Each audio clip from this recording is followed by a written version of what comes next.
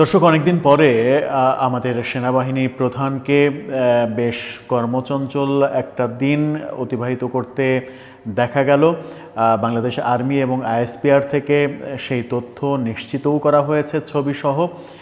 তুরস্কের ডিফেন্স ইন্ডাস্ট্রির সেক্রেটারি তিনি বাংলাদেশ সফরে এসেছেন। খুবই সংক্ষিপ্ত একটা সফর, একদিনের সফর। সেখানে তিনি সেনা প্রধানের সঙ্গে দেখা করেছেন। বিমান বাহিনী, নৌবাহিনী প্রধান এবং প্রধান উপদেষ্টার সঙ্গেও তার সাক্ষাতের শিডিউল রয়েছে। এই যখন অবস্থা, তখন সেনা প্রধানের সঙ্গে তুরস্কের ডিফেন্স ইন্ডাস্ট্রির সেক্রেটারির কী কথা হলো? এর আগে ভারতীয় গণমাধ্যম এই ব্যাপারে একটা খবর করেছিল কয়েকদিন আগে, এবং তারা তখন নিশ্চিত করেছিল যে তুরস্কের প্রতিনিধি দল বাংলাদেশে আসছে এবং বাংলাদেশে চট্টগ্রাম অঞ্চল সহ একাধিক অঞ্চলে তুরস্কের যে ইন্ডাস্ট্রি অর্থাৎ অস্ত্র কারখানা, সেই অস্ত্র কারখানা তৈরির ঘটনা ঘটতে চলেছে, যাতে ভারত খুবই উদ্বিগ্ন। সেই ব্যাপারে কি আলোচনা হলো? আর সেই আলোচনা করবে এই ভিডিওতে। থাকবেন পলিটিক্স টিভির নিয়মিত আয়োজনে।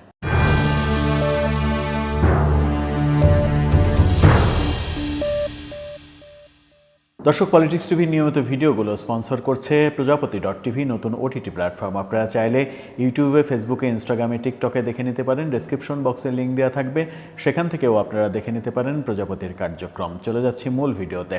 বলছিলাম সেনাপ্রধানের কথা। সেনাপ্রধান এবং তুরস্কের ডিফেন্স ইন্ডাস্ট্রির সেক্রেটারির সঙ্গে আজকে একটা খুবই গুরুত্বপূর্ণ বৈঠক হয়েছে, যেটা আর্মির তরফ থেকে, আইএসপিআরের তরফ থেকে নিশ্চিত করা হয়েছে। গণমাধ্যমও নিশ্চিত করেছে। গণমাধ্যমের শিরোনাম এবং আর্মির যে পোস্ট, সেগুলো দেখে নিতে পারেন। সেখানে তারা আর্মির ফেসবুক পেজ থেকে 3টি ছবিও সামনে আনা হয়েছে। সেই 3টি ছবির ব্যক্তিগত করবর্তন করছেন, সুবেনির হস্তান্তর করছেন এবং মিটিং করছেন, এরকম ছবি আপনারা সবই দেখে নিতে পারেন। এই ব্যাপারে আলোচনার আগে একটু অতীতে চলে যায়। কয়েকদিন আগে কলকাতার গণমাধ্যম আনন্দবাজার এই ব্যাপারটা নিয়ে অগ্রিম একটা খবর দিয়েছিল, এবং সেটা নিয়ে আমরা একটা ভিডিও বানিয়েছিলাম যে তুরস্কের অস্ত্রর ইন্ডাস্ট্রি বাংলাদেশে হচ্ছে কিনা।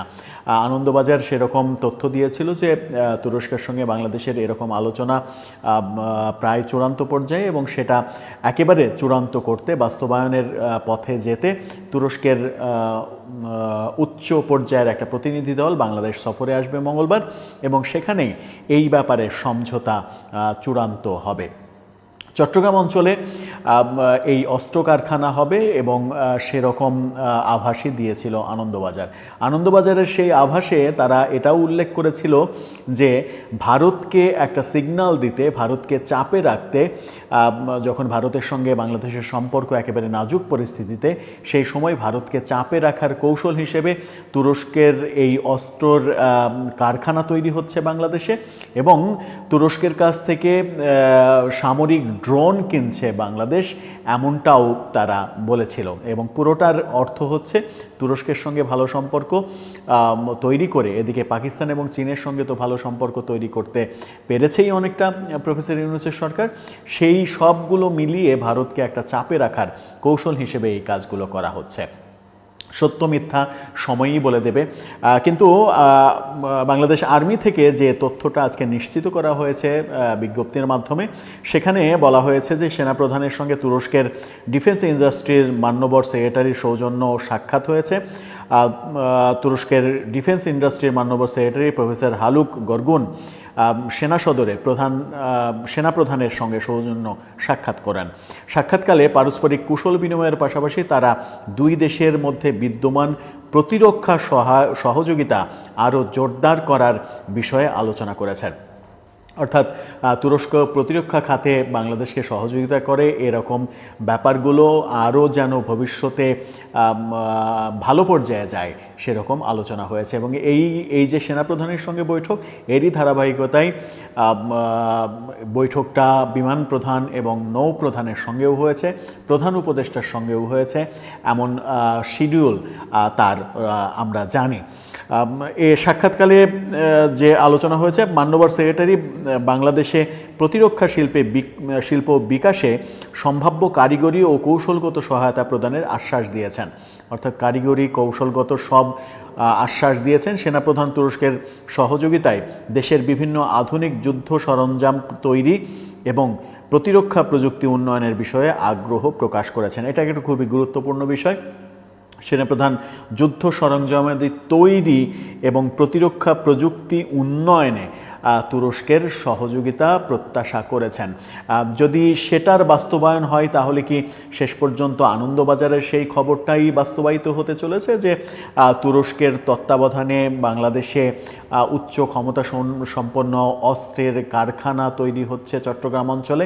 সেটা যদি হয় এবং সেটা যদি ভারতের আতঙ্কের কারণ হয়, ভারতকে চাপে ফেলার একটা কৌশল হয়, তাহলে আন্তর্জাতিক রাজনীতিতে বাংলাদেশ কতটা পেরে উঠবে সেই প্রশ্ন থেকেই যাবে। তবে এটুকু বিশ্বাস হয়তো রাখাই যায় যে বাংলাদেশের সার্বভৌমত্ব রক্ষার দায়িত্বে যারা রয়েছেন, সেনা, নৌ এবং বিমান, সেই বাহিনী প্রধানরা, এবং মজার ব্যাপার হচ্ছে যে এখন এই তিন বাহিনীর প্রধান যারা রয়েছেন তারা কিন্তু সমবয়সী, তারা একই ব্যাচ থেকে এসেছেন, ব্যাচমেট, তারা খুবই ভালো বন্ধু। এই তিন বন্ধু মিলে দেশের সার্বভৌমত্ব রক্ষার ক্ষেত্রে কোনো পজিটিভ সিদ্ধান্ত ছাড়া নেগেটিভ সিদ্ধান্ত নেবেন না, এই বিশ্বাস জনগণের রয়েছে। যদিও ততটাই অনাস্থা বর্তমান সরকারের উপরে তৈরি হয়েছে জনগণের, সেই অনাস্থাটা আস্থায় রূপান্তরিত হোক, এটা আমাদেরও প্রত্যাশা।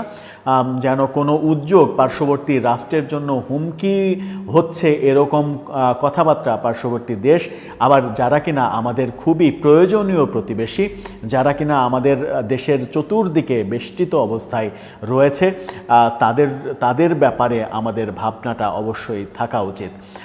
কি হচ্ছে সামনেই হয়তো বোঝা যাবে। তুরস্কের সঙ্গে আমরা নতুন অস্ত্র চুক্তির পাশাপাশি অস্ত্র কারখানার চুক্তি করতে যাচ্ছি কিনা সেই ব্যাপারে কোনো আপডেট যেহেতু এখন নেই, সেহেতু নিশ্চিত করা যাচ্ছে না কি হতে চলেছে। কিন্তু আনন্দবাজারের সেই রিপোর্টটা যদি আমলে নেওয়া হয় তাহলে এটা একটা বড় সিদ্ধান্ত।